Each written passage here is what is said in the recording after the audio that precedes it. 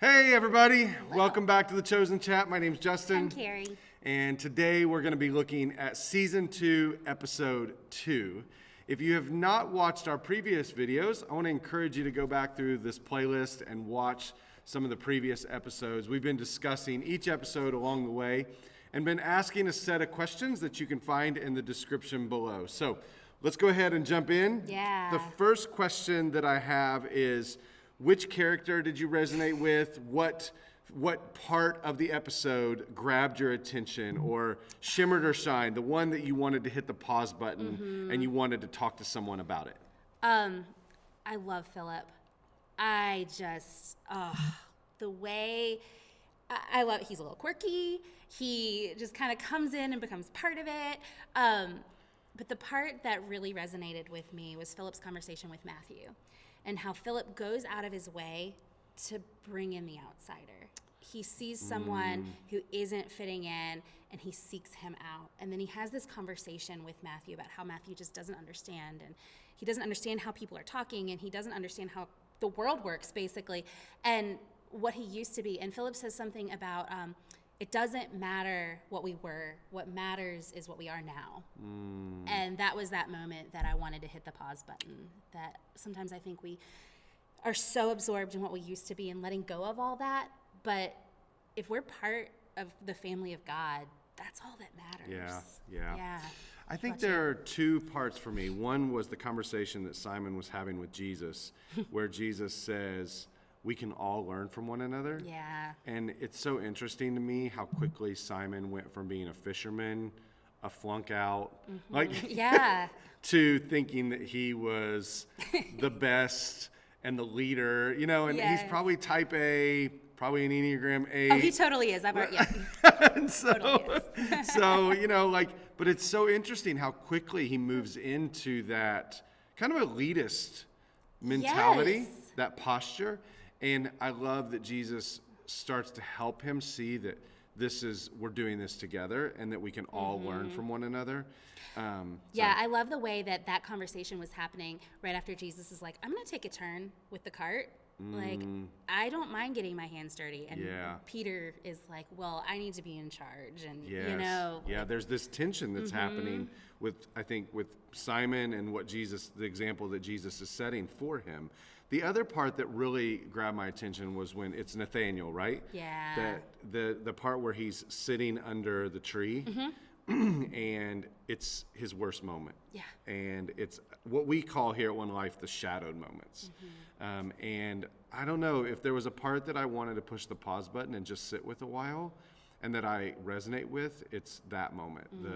The moment where you feel like you've made the worst decision, you feel like you have ruined your life, and you've ruined a relationship, whatever it is, you've ruined your career, and you're sitting under that tree contemplating whether or not it would be better for the world if you weren't alive.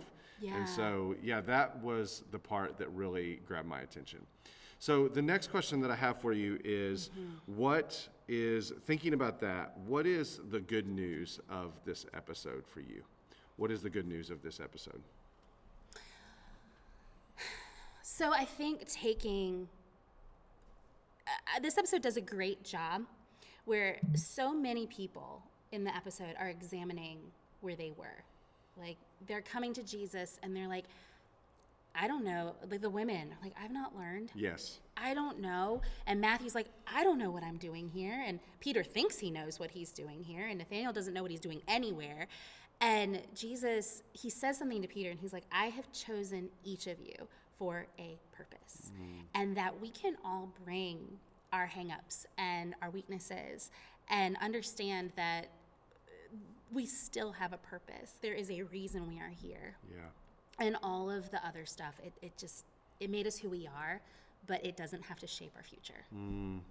I think for me, going off the two scenes that I mentioned, one is that a lot of you that are watching this are a part of our 242 groups here at One Life.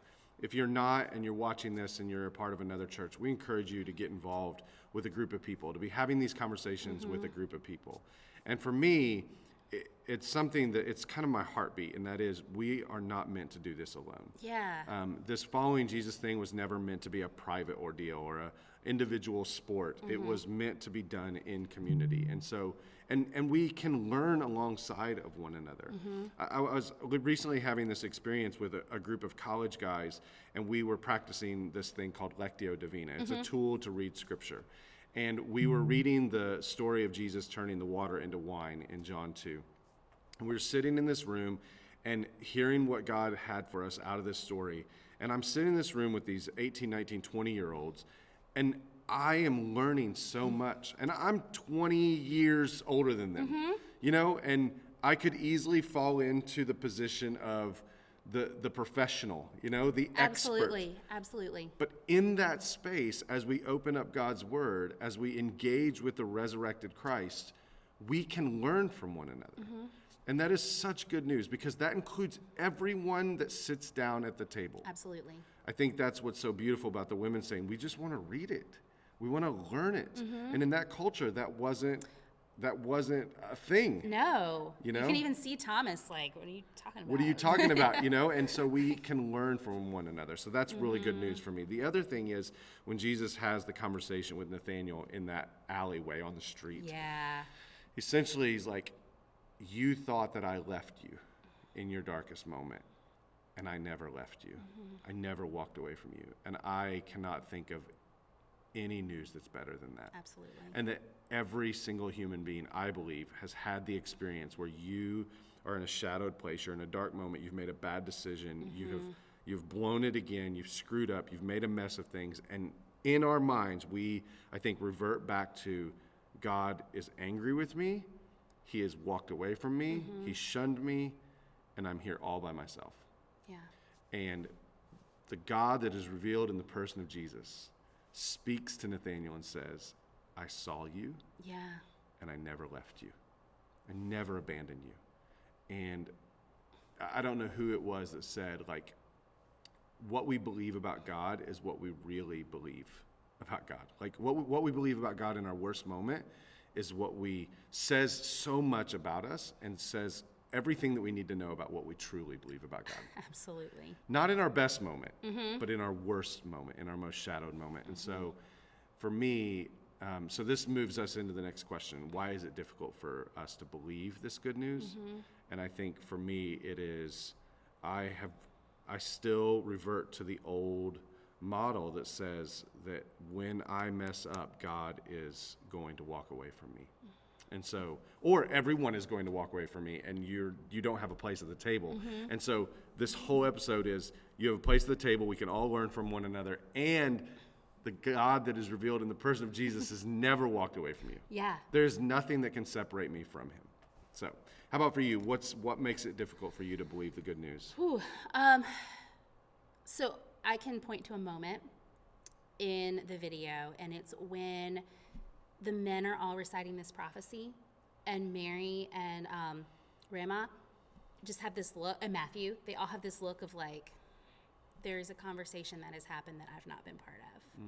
And as a woman in ministry, I know that feeling, and I get that feeling a lot of times, and I think that feeds into this imposter syndrome of like, I don't know what I'm doing here. And that's hard for me to believe sometimes, that I have been called and that I do have a place, even though sometimes I feel like I'm starting 5 steps behind. So I think we all probably struggle with that idea of an Absolutely. imposter syndrome. Like at one point or another, you have been in a room, you've been in a space where you're thinking, I have no idea what I'm doing, and I am terrified if people found out who I really am. Yes. I'm terrified if they found out that I have absolutely no idea what's going on here. So what do you think is what's the like remedy in that moment? That fear, that imposter syndrome, like what's the remedy that we need to practice in that moment? So this moves us into the last question. What's the action step? But what is the remedy that can help us break through that imposter syndrome? I think for me, it is having a phrase committed to memory that I repeat to myself when I'm feeling that way. So for me, it's the verse that for God's calling is irrevocable. And I have committed that to memory. And when I'm feeling that, like, no. His calling and his purpose for me is irrevocable. There is a reason. And letting the words of Jesus drown out the words of that inner critic who tell you don't belong. So I'm gonna cross TV shows here. Okay. Is it what I've seen? It's Ted Lasso. Oh, then yeah. Okay. Go for it. So the boss, Rebecca.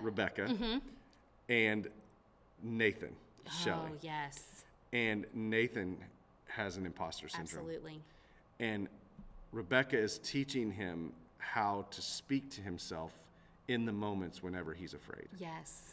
And she does that by showing him what she does. Yes. Yeah. You remember that? Oh, yeah. In the mirror. And so I think there's something to whenever you feel like an imposter, when you feel like you don't belong at the table, pushing the pause button for a second, saying, hey, I need to go to the bathroom for a second. Going into the bathroom, looking yourself in the mirror and having that phrase, seeing yourself the way that God sees you, remembering that truth that God speaks over you, to be reminded you're not an imposter. Absolutely. The other thing that I think is really difficult and can only happen in really safe groups of people is vulnerability. And so if you're in a safe group of people, it is so powerful to be able to say, I feel like I don't belong here and I feel like I don't know what I'm doing. Yeah. But I still want to show up. And I still want to be brave and I still want to be courageous. Yeah. I wouldn't recommend you do that in every environment, in every space, but there are some that you can start to do that and practice that, and it's really, really powerful. Absolutely. And so I would say that same thing. Like for me, it's just to stop believing the lie. I have to know there's a phrase that you're my son, you're my kid. Like I love you, I've chosen you. I took great pleasure in choosing you, and there's a place here for you. Absolutely. And I'm never going to leave you. I'm never going to give up on you. And when that lie comes, to look myself in the mirror and to know, like, this is the way God sees me. Absolutely. This lie is not true. All right. This is great. This is great. Yeah. Good stuff. I hope that this conversation helps you continue the conversation as you watch season 2, episode 2. And our prayer is that you will see Jesus more clearly, and you will be able to experience the God that is revealed in the person of Jesus more fully and in a more beautiful way. So we hope that happens. Thanks so much for hanging out with us. See you. Bye-bye. Bye.